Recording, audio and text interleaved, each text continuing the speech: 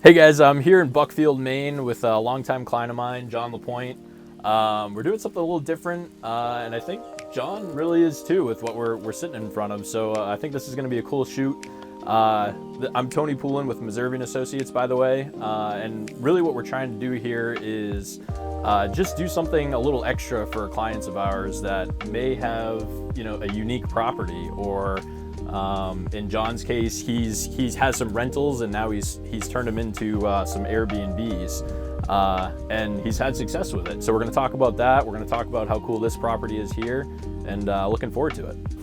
So John, we're at the Old Apple Express here in Buckfield. Can you tell me how you came up with that name? Yes. So this 6.5 acre lot used to be an old apple orchard. I don't really know the history on it, but what we've done is redid the road coming up to the property, and sitting behind us is a 2010 Chevy Express.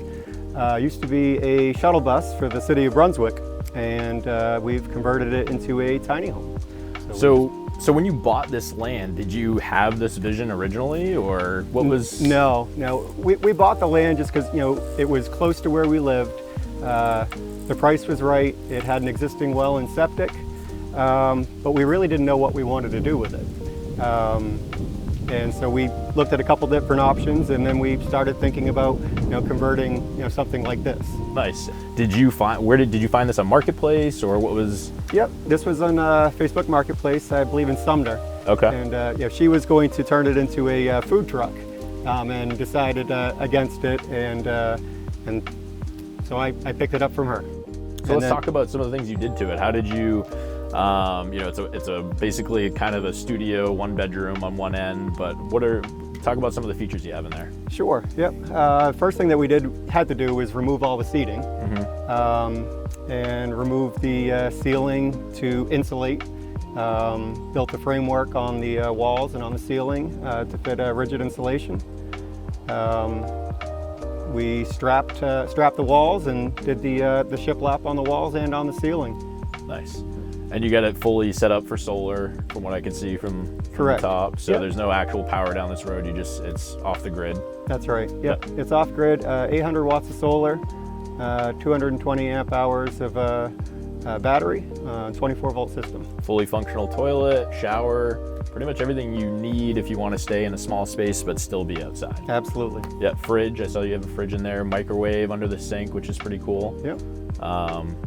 Anything else? I actually, right now, as hot as it is right now, you get an AC going in there with the solar, which is pretty cool. Yep.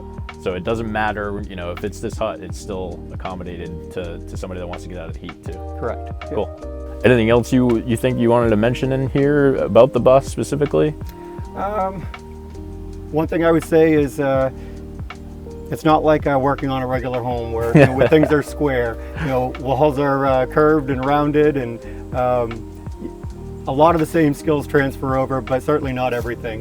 This was a totally different project. It was a lot of fun, and I think I would do it again. Yeah, I was gonna say, I could say, it speaks to the creativity with what a bus is to begin with, and you have to get creative when you're rehabbing it too. So I would imagine that's more fun at times than just going through your cookie cutter house, for sure.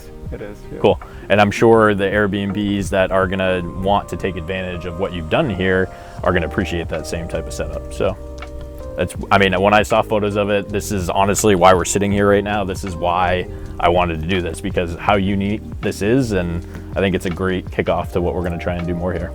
Nice. Thanks a lot for letting us do this. Thank you. Yeah.